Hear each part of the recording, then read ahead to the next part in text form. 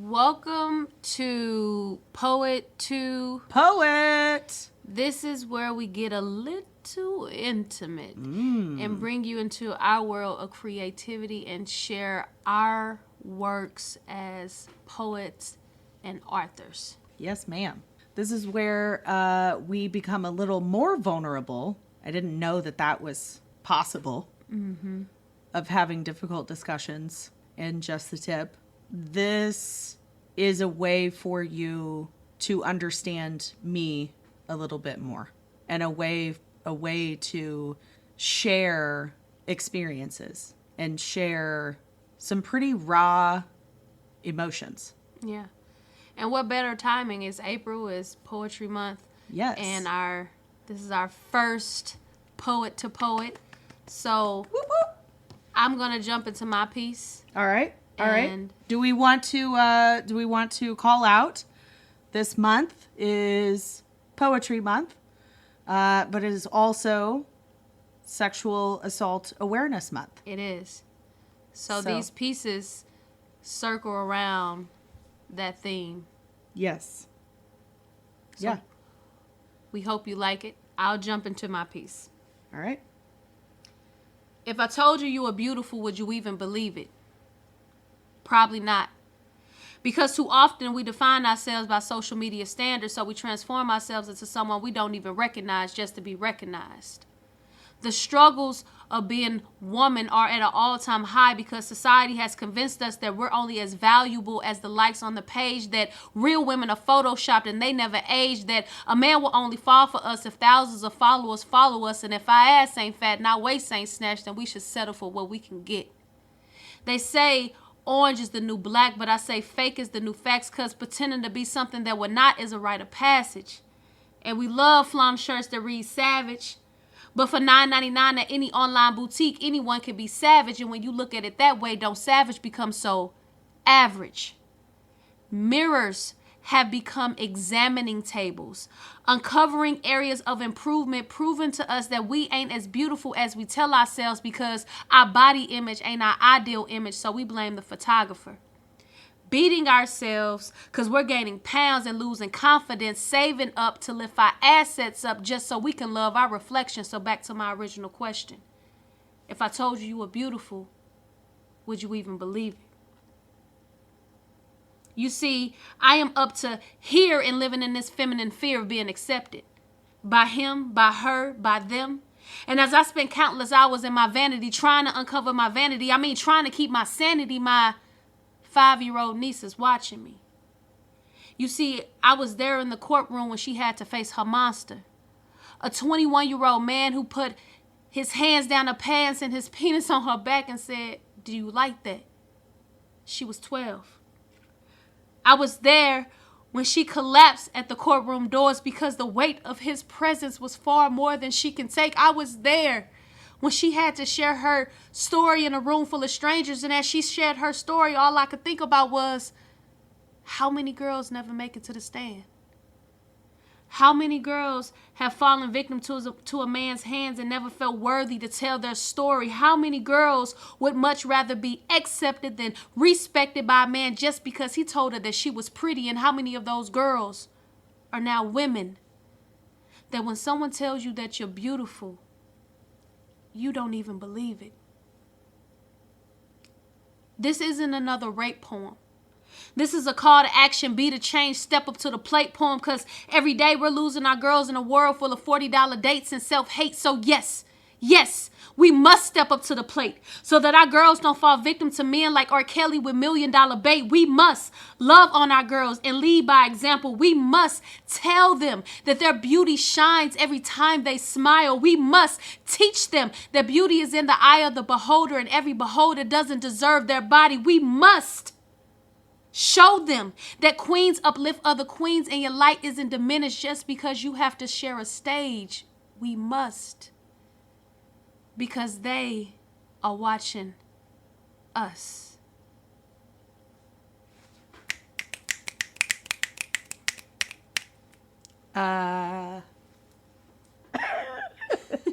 You good? I have tears. Yeah. Whew, that was powerful. That was powerful. I'm moved to tears. I don't cry. I know. What the fuck, Vicky? I know. I mean, Ooh. right? Oh, Lord. Yes. That was beautiful. So I'll give you a little backstory why I wrote that poem. Originally, I wrote it for a slam I was in that I actually won. Shout out. But anyway. Woo! Yeah, you did.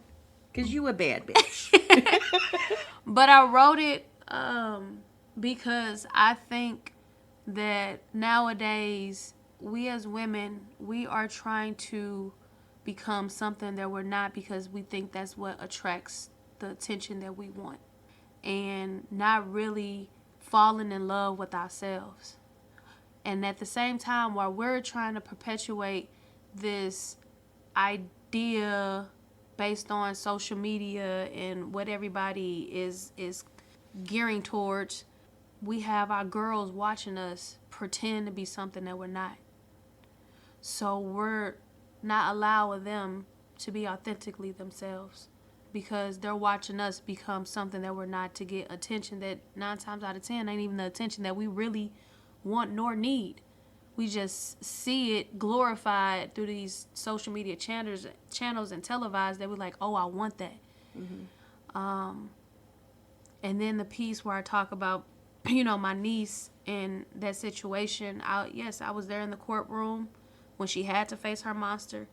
I saw her body collapse. I never thought the presence of somebody else can make somebody collapse, for their body to be immobile because the fear of someone else's presence.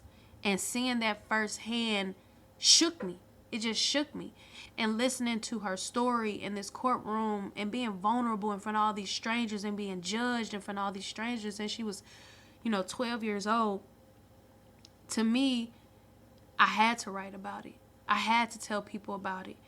And one thing that stood out when I performed this piece for the first time, I didn't understand the power that it would have. When I write my truth. I feel I'm the most honest and vulnerable when I am writing my poetry. But I had a young lady come up to me and she thanked me. I never thought that poem would, generate the response of people being thankful for me sharing that. And she was like, I thank you for that. Thank you for giving me the power to, I'm going to speak up to my family, let my family know what's been going on, or how, an incident of rape occurred in her family. And it spoke to her. And I never thought that would be the response, I originally wrote this poem for a slam, Mm-hmm. But I do put my real life experiences and myself into my poetry and my perspective into my poetry. And it was a beautiful thing to know that it had a positive impact on people and it was received well, and that people can relate, because at the end of the day, my poetry is about me, but I'm hoping and I'm praying that it relates to folks and shed lights on things, and it brings people out of some darkness. Yeah. And that I hear you. For me, as you were speaking it, what resonated with me was that how it validates. Mm-hmm. That poem validates survivors. I used to say victims. Mm-hmm. You're not a victim. Right. Did you die? You're not a victim. You're a survivor. You're a survivor. And that validates survivors. Your poem validated my feelings and my experiences and my what I viewed as shortcomings. Mm. And I love how it draws attention to what are we teaching future generations, mm-hmm. future women.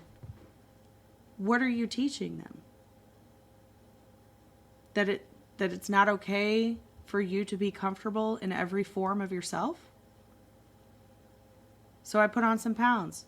Who fucking cares? Do you care? If the answer to that question is nah, then it doesn't matter. But if you say you do care, why do you care? Is it because you're concerned with your health? Is it because you want that? Or is it because you want that because someone else tells you that's what creates your value? That's your currency. Mm-hmm. I have to look a certain way in order for someone to value me? Nah. Yeah, we got to change that narrative. That's No. not what we need to be teaching the younger generation. No. Male or female. Right. It is not about likes. It is not about, that's not real life. Mm-mm. It's virtual. For a reason.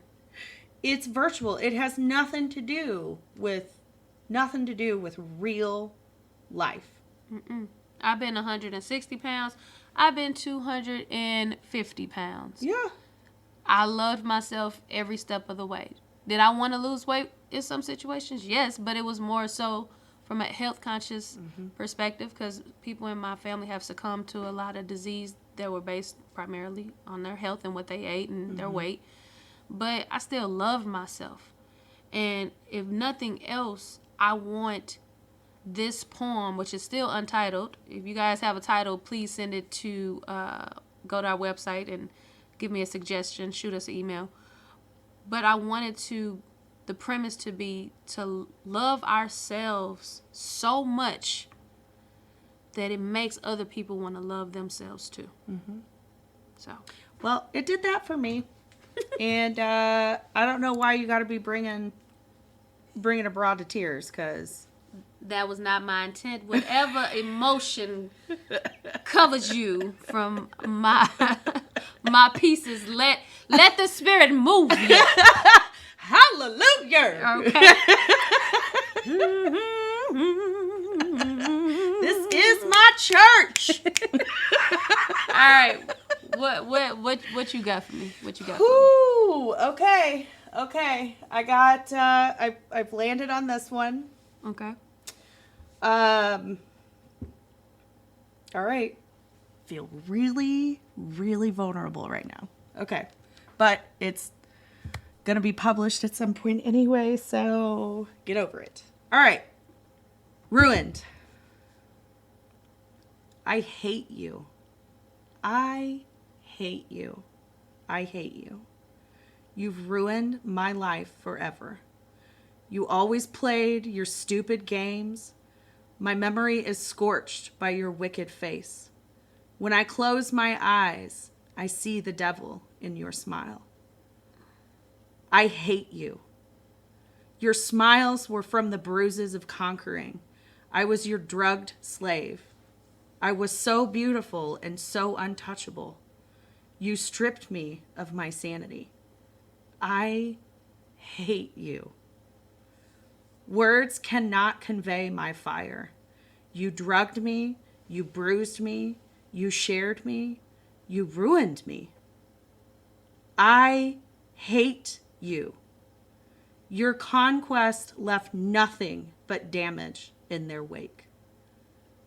I hate you.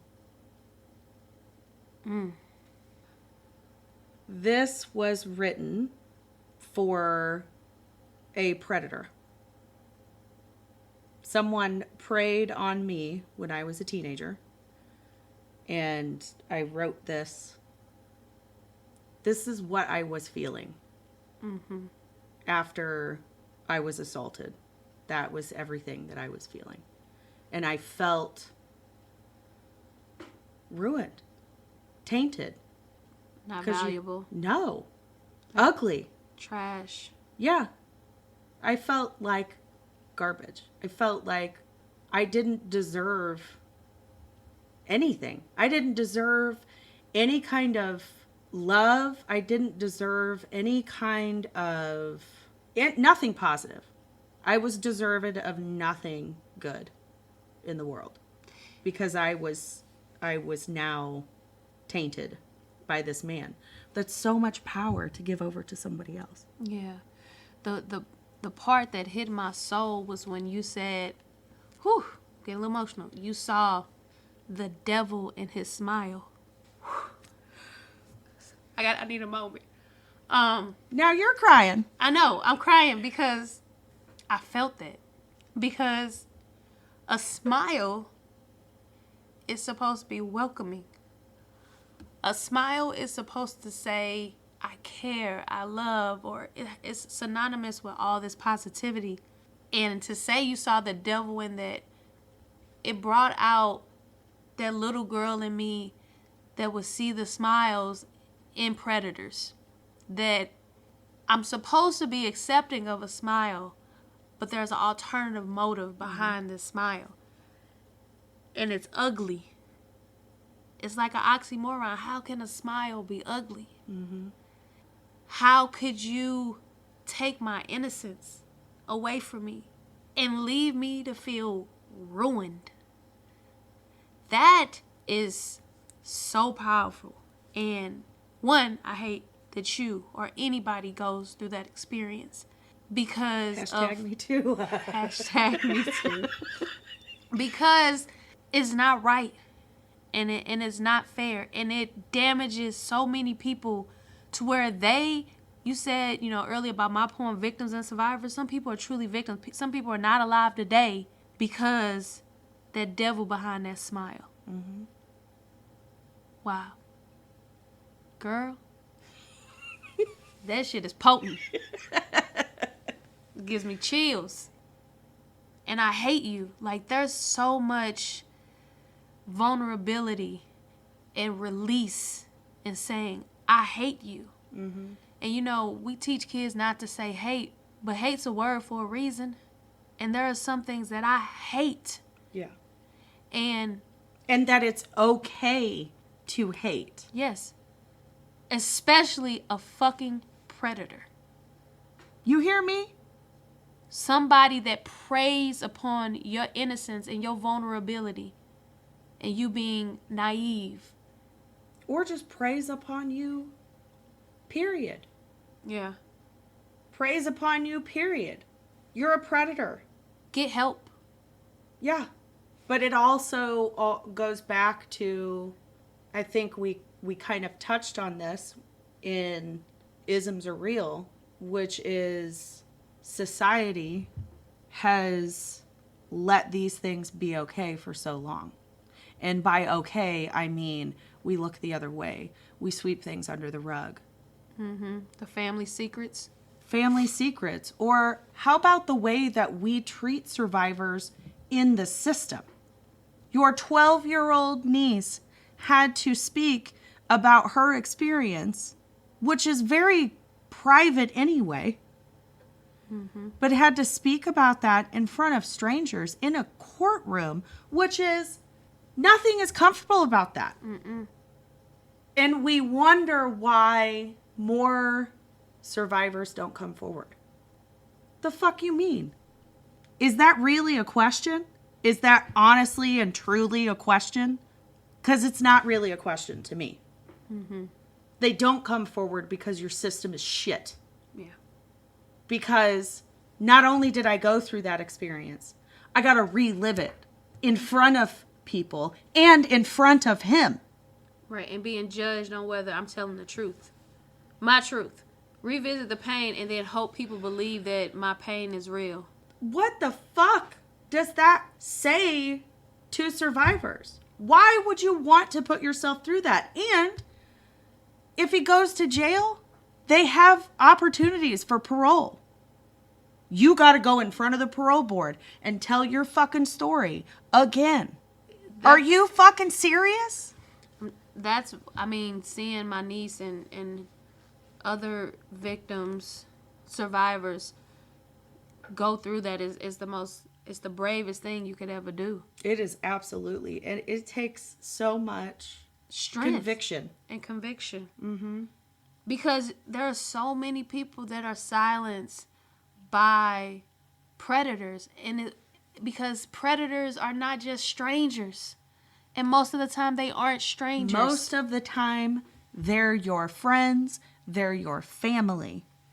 They are people closest to you.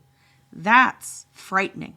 It's not the stranger. It's not the ID channel. Stranger nabbed you up Stalker. off the street. Weirdo saw you at a coffee shop. That's a very, very small percentage. Very small percentage of assault survivors. Sexual assault survivors. Very small percentage. The rest, Somebody it's you in know. your home. It's in your friend's home. It's in your cousin's home. It's real and it's there. And what I don't like about our system or the narrative around assault victims is this preconceived notion, especially when they're of age. I talk about 21 and up. They wanted it. When I say that burns my soul, because if somebody wanted it, they wouldn't be ruined because of it. When I hear that, I think of, there's this meme that is a pie chart and it says reasons for rape. And it lists off all these, she was too drunk, or he was too drunk, but too drunk, provocative clothing, and names all of these reasons that we've heard our whole lives. As women, we've heard, don't dress like that or don't behave like that because it puts you at risk. Because that To leaves be an assaulted? Right. That opens the door. You're inviting attention. You're inviting a predator in. Yeah. Our whole lives, we've been told that. The pie chart lists all of these reasons. And then the very last one was, and the pie chart's one color. Very last one. Rapists. End of story. That's it. You did not do anything No. to encourage it, to be responsible for it. Do you know how much shame I carried around with me for the longest time because it's my fault? Somebody's actions Yeah. So Are what your someone fault. else did to me is your fault. is my fault. The shame that goes along with that. So then, of course, why would I come forward? Because I did something wrong. I did something wrong. No. The fuck you didn't. No. No, the fuck you didn't. Doesn't matter if you're passed out drunk. Doesn't matter if you have on a bikini and a thong. No one is entitled to your body. No one. Period. Nobody. No one is entitled to your body. You say when someone can touch your body. You say that. I don't give a fuck if you're a child, you're an adult, you're married, you're single. It doesn't fucking matter. Did you know that it wasn't until the 90s, I think it was 1993, that it became illegal to rape your wife? Rape didn't exist if it was your husband until the 90s, 1990s. What the fuck? Twisted ass. That's some entitlement shit. It shouldn't. If I'm not saying I want it, I don't want it. If I didn't ask you for that dick pic, don't fucking send it to me. don't caress my fucking back or grab me at my waist. Don't do that. Don't do that. Don't brush up on me. It's man, I'm looking through the lens of, I'm a woman. So my whole life I've been a woman. I've came into, situations from a woman's perspective, and there's countless times in my professional life, especially in my professional life, where men, like I had a client kiss me in my damn mouth one time. Yes, and I didn't know how to react. Because who does that? What made you think that was okay? What made you think that I wanted that and that it was okay to do that whether I wanted it or not? Did you ask for I don't remember signing a fucking consent form. No. I don't remember signing that. No. I'm just here doing my job. And you thought that was okay. And being the person that I am, and I probably should have, because I like to believe I'm an advocate and I stand up all the time, but in that situation I didn't. I don't know if it's because I didn't want to lose my job or people wouldn't believe me. I don't know what the case was. I brushed it off, and I brushed him off, and I never had, interactions with him moving forward. Because that's how we have been groomed to react. You don't speak up. It's not that serious. You don't have to speak up. Also, you run the risk of losing your job, nobody believing you, so many other implications. Is it worth it? Mm-hmm. Yes, it's worth it. It is. It's call them motherfuckers out. Call them out. Here it is. Any non-consensual sexual intercourse between non-spouses has always been illegal. However, until 1975, every state had a marital exemption that allowed a husband to rape his wife without fear of legal consequences. 1975. How damaging is that? 1975.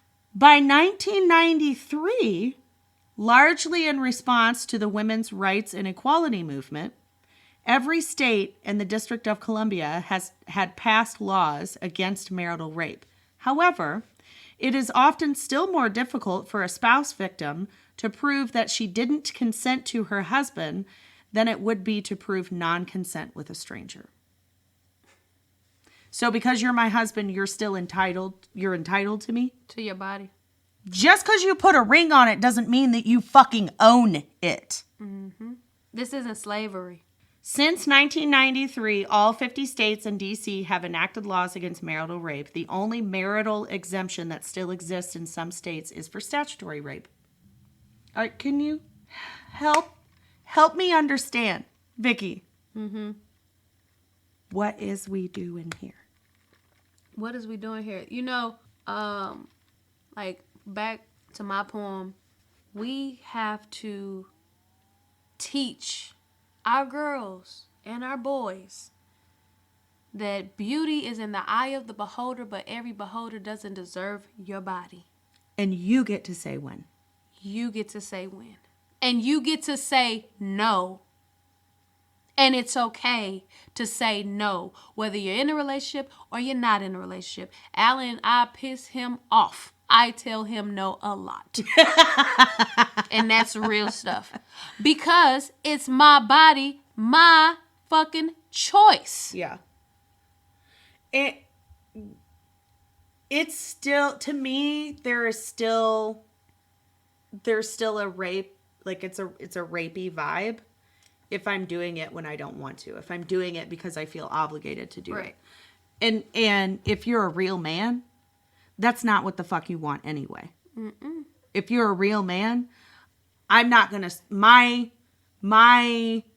needs or desires do not supersede your emotions and your self-validation. Mm-hmm.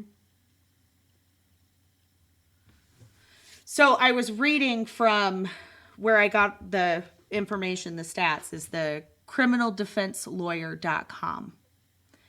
And it's about marital rape laws. So I just quickly pulled it up because I didn't want to misspeak, but I knew that it was in the 90s, the 1990s, when it finally, all 50 states, it's now, marital rape exists as being illegal. As it should. 1975. There was still a marital exception for rape. Rape is rape. Mm-hmm. Can we just start calling spades spades? Rape's a fucking rape. Yep. It doesn't need an adjective before it. No. It's rape. If you force yourself upon somebody, that is called assault. And it's rape. Okay. We're really heavy. Real heavy. Real heavy for our first Poet2Poet. Yeah. Now, we're hoping that this moment of vulnerability in our poet to Poet segment has helped someone today. Yes. Has shed light on,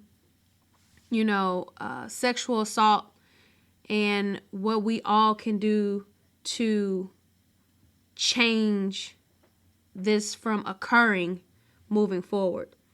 We hope that we filled your buckets with our vulnerability, our creativity, and our candid perspectives and opinions. Ditto. I think you just said it perfectly. Yeah. I do hope that we continue collectively to have conversations around sexual assault, because we cannot continue to sweep it under the rug. We cannot continue to let this archaic system keep perpetuating shame in survivors, because that's all it does. There's got to be a better way. The only way we're going to find that better way is if we talk about it. Talk about it with your sisters. Mm-hmm. Talk about it with anyone with whom you feel comfortable, but talk about it. Have a conversation about it, and I bet you'll find out someone else has experienced it too. It's not uncommon, but we don't talk about it. We don't call anybody out. Talk about it. Talk about it. Dads, any daddies listening, talk about it with your daughters. Talk about it with your sons. Oh, yeah. Xavier's only 6 months, but as soon as he can have cognitive reasoning and deductive reasoning, that's one thing that I'm damn sure gonna make sure my son know. I see a meme and it's like, hey, I'm raising my son for your daughters. You raise your daughters for my son. Right. My son is gonna be respectful. Yes. He's gonna know the difference between consensual and non-consensual. Okay. Imposing your will on anyone else is not okay. Exactly. Whatever that means. Whatever that means. Whether you're beating the shit out of somebody, you're sexually assaulting someone, you're verbally abusing someone. Imposing your will on another human being is unacceptable behavior. I don't give a fuck who you are.